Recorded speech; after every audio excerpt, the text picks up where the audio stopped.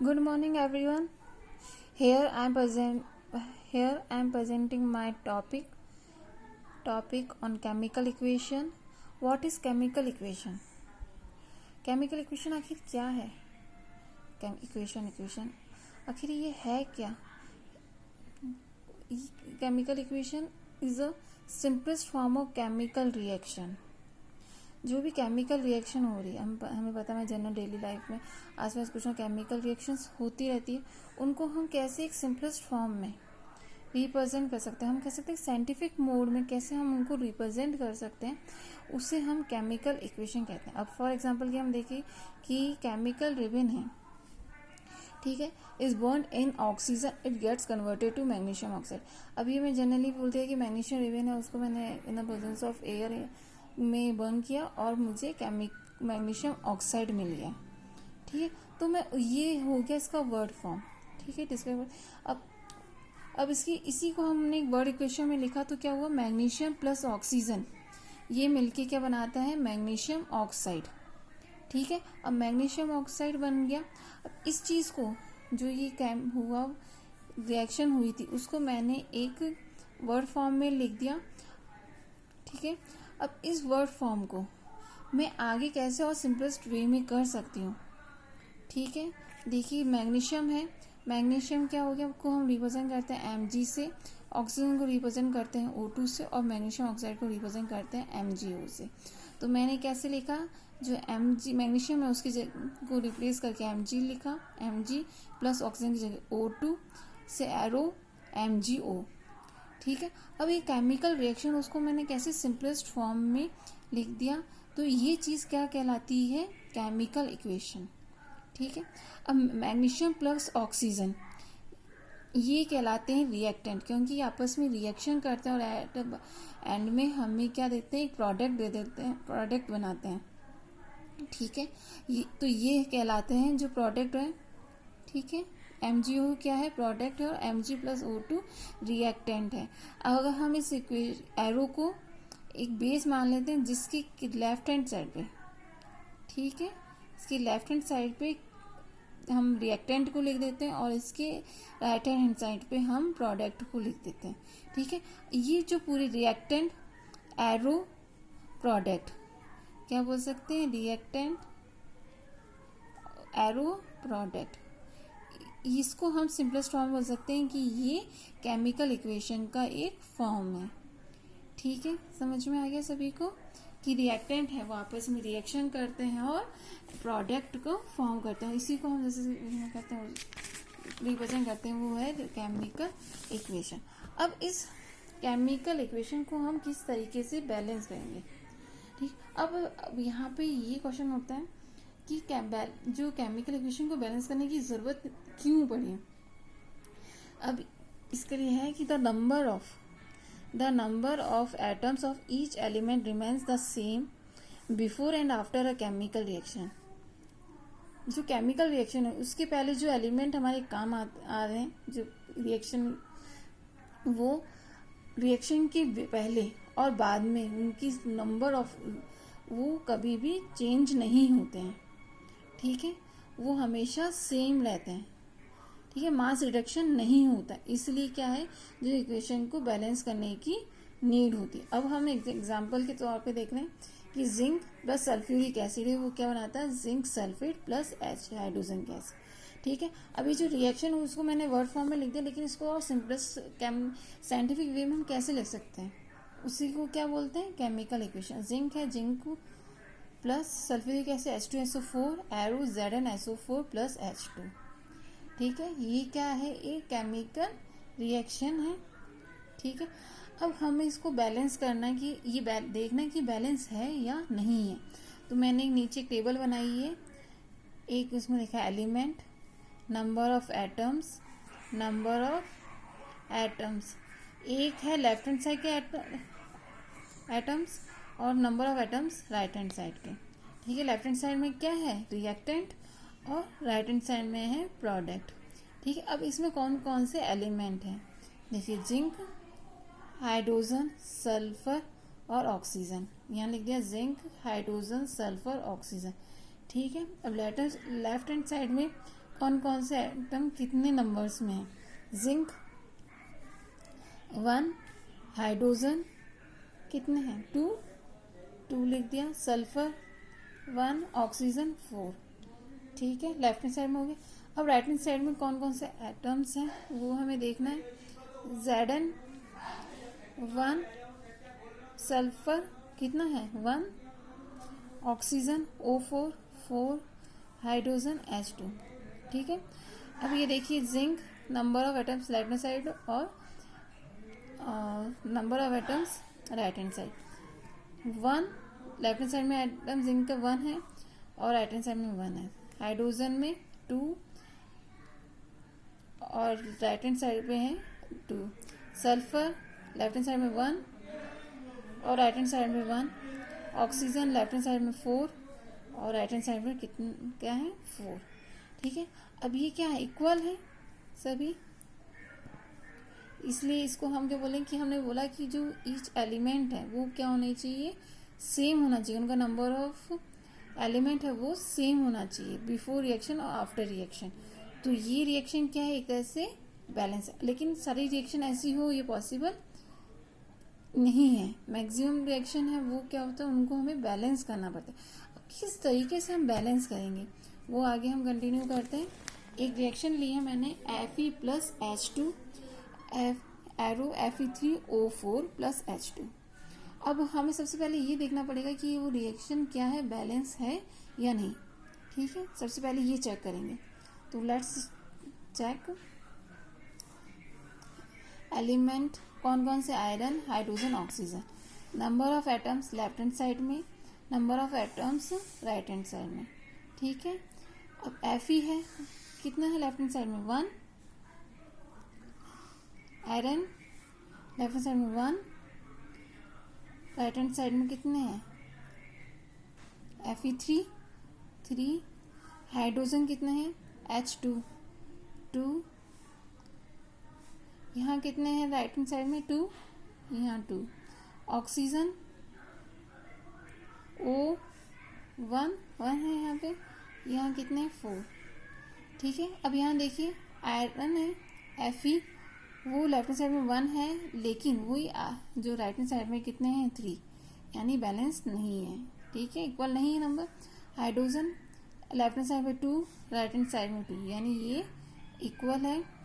Oxygen left hand side में 1 है और राइट हैंड साइड में कितने हैं 4, यानी ये इक्वल नहीं है, मतलब ये रिएक्शन क्या है, बैलेंस नहीं है। अब आगे उस रिएक्शन को बैलेंस करने के लिए हम क्या करेंगे, कुछ स्टेप्स मैं आपको बता रही हूँ कि हम किस तरीके से ये रिएक्शन को बैलेंस करेंगे। तो सबसे पहले फर्स्ट स्टेप में जो ये केमिकल रिएक्शन है उसको हम नोट डाउन कर लेंगे। और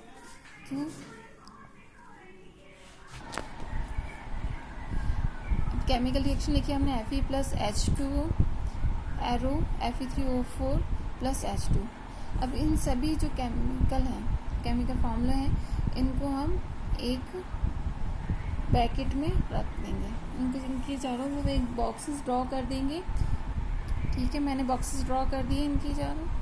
ठीक है, उसके बाद में मैं अब एक लिस्ट बनाऊंगी कि कौन कौन से नंबर इसमें है और उनमें कितना डिफरेंस है।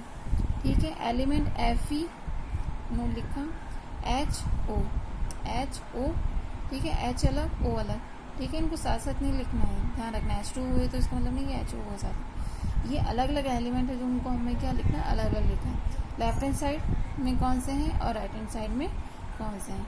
ठीक है, लेफ्ट हैंड साइड में Fe कितना है 1, ठीक है, और राइट हैंड साइड में कितना है 3, Fe3 है, यहाँ पे 3 हो गया।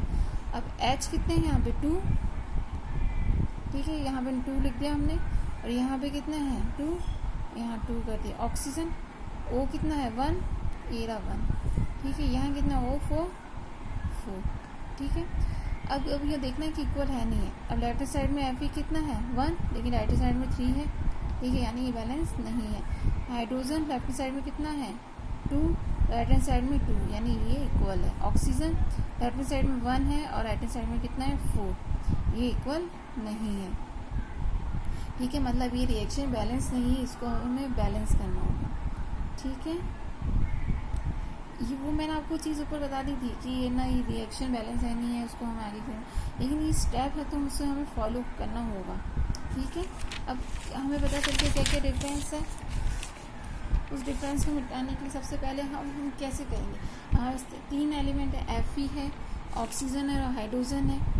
अब उसमें हम सबसे पहले किस वाले लेंगे केमिकल को, जिसमें जिसकी वो जो जिसकी नंबर ऑफ एटम्स क्या है, ज़्यादा है। तो उसमें सबसे ज़्यादा एटम किसके हैं, ऑक्सीजन के ज़्यादा है। तो हम सबसे पहले उसको ऑक्सीजन को लेंगे और उसको बैलेंस करेंगे।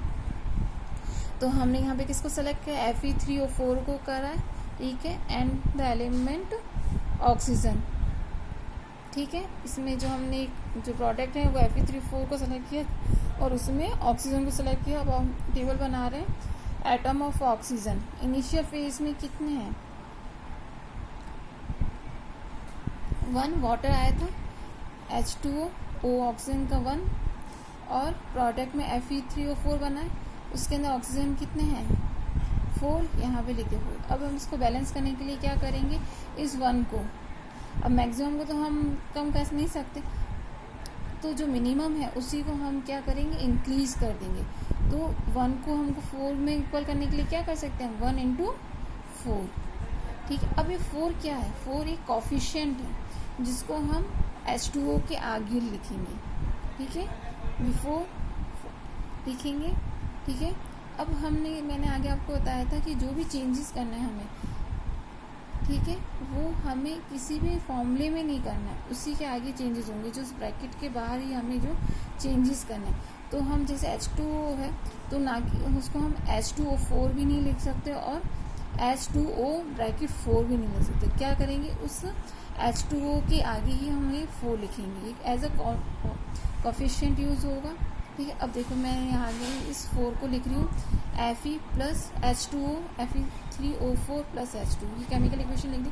अब मैंने यहाँ कहाँ चेंजेस किया है, यहाँ पे बैलेंस किया उसको वाटर के अंदर, तो यहाँ पे 4 कर दिया, ठीक है, समझ में आ गया, यहाँ 4 लिख दिया। अब ये एक क्या है, जो मैक्सिमम जिसके एलिमेंट है, मैक्सिमम उसको हमने बैलेंस कर दिया। अब उसके बाद में हमारे पास क्या क्या बचा, Fe और हाइड्रोजन। अब इसको हम बैलेंस कैसे करेंगे, या तो हम Fe ले लो या हाइड्रोजन ले लो। अब लेकिन मैं आगे यहाँ पे किसको ले रही हूँ, हाइड्रोजन को ले रही हूँ इनिशियल फेज में। अब 4H2O, ठीक है, तो हाइड्रोजन कितने हो गए यहाँ पे, 8, ठीक है। और प्रोडक्ट क्या, उसके बाद में प्रोडक्ट में हाइड्रोजन है, ठीक, प्रोडक्ट में हाइड्रोजन है, ये कितने हैं, 2। अब इसको बैलेंस करने के लिए क्या करेंगे कि इसको 2 को 8 में बनाने के लिए 4 से मल्टीप्लाई करेंगे, 2 × 4। अब इस 4 भी क्या है, एज अ कॉन्फिशिएंट यूज होगा, इसको हम इस Fe plus 4H2O arrow Fe3O4 plus H2 के आगे 4 लिख देंगे, ठीक है। अभी ये इक्वेशन क्या हुआ, फास्ट, अभी भी ये बैलेंस नहीं हुई। आगे हमारे एक और एलिमेंट बचा है, क्या बचा है बताइए जल्दी से, हाइड्रोजन बैलेंस हो गया है, ऑक्सीजन बैलेंस हो गया है, आयरन बचा है, Fe बचा है। तो हम क्या करेंगे, इस आयरन को बैलेंस करेंगे। अब यहाँ देखिए Fe यहाँ कितना है, 1, और यहाँ पे कितना है, 3 है। तो हम इसी को क्या करेंगे, Fe के आगे क्या करेंगे, 1 को 3 में चेंज कर लिए, 1 × 3, इस 3 को एज अ कॉन्फिशिएंट यूज करेंगे और इसको हम Fe के आगे लिख देंगे 3 Fe plus 4H2O arrow Fe3O4 plus 4H2, ठीक है, ये बैलेंस हो गया। अब हमारी तरफ से तो ये बैलेंस हो गई कि हमने तीनों एलिमेंट थे, आयरन, हाइड्रोजन और ऑक्सीजन, तीनों को बैलेंस कर दिया। अब आगे हमें चेक करना है, finally to check the correct of balance equation, we count atoms of each element on both sides of the equation. 3Fe plus 4H2O arrow Fe3O4 4H2, ठीक है, बैलेंस इक्वेशन हो गई मेरे तरफ से। अब हम आगे चेक करेंगे, तो number of atoms left hand side equal to, ये बैलेंस इक्वेशन का क्या है, एक तरीके से फॉर्मूला है कि number of atoms left equals to number of atoms right hand side, ठीक है। कौन कौन से एलिमेंट है, आयरन, हाइड्रोजन, ऑक्सीजन, ठीक है। आयरन कितना है, 3, यहाँ देखिए राइट हैंड साइड में कितना है, 3, ये हो गया 3। हाइड्रोजन 4 × 2 8, यहाँ पे 4 × 2 8, ठीक है। ऑक्सीजन कितना है, 4, ठीक है, यहाँ पे कितना हो गया F4। ठीक है, अब ये इक्वेशन है बैलेंस हो चुकी है, लेकिन ये इक्वेशन अभी इनकम्प्लीट है। क्यों? क्योंकि जो ये केमिकल हमने यूज़ करें वो एक्चुअल में किस स्टेट में केमिकल रिएक्शन हुई, जो किस स्टेट में प्रेजेंट थे, उसको हम लिखेंगे। तो आगे last step, writing symbols of physical states.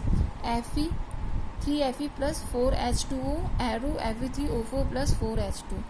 जो आयरन है उसको हमने सॉलिड फॉर्म में लिया, तो ब्रैकेट में हम S लिखा, ठीक है, स्मॉल s। उसके बाद में H2O है वो गैस के फॉर्म में लिया हमने, तो G Fe3O4 प्रोडक्ट बना, वो क्या है, सॉलिड फॉर्म में, और H2 गैस के फॉर्म में। ये है बैलेंस इक्वेशन। ठीक है, अब हमारे ने रिएक्शन कैसे स्टार्ट की थी, Fe plus H2 arrow Fe3O4 plus H2। ये अनबैलेंस इक्वेशन थी, जिससे हमने क्या करा, बैलेंस करा इस तरीके से। ठीक है, सबसे पहले हमने क्या करा था, जो मैक्सिमम नंबर ऑफ एटम्स हैं, ठीक है, उसको बैलेंस किया। उसके बाद में हम एक एक करके जो भी एलिमेंट बचा उसको बैलेंस करते गए, और हमने अपनी इक्वेशन को बैलेंस कर लिया।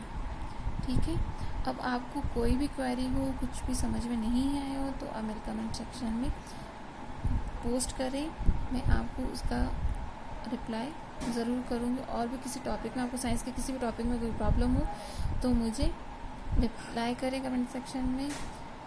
कोई कमी हो, कुछ किसी तरह की परेशानी हो, तो प्लीज़ आप मुझे ज़रूर बताएं। Thank you.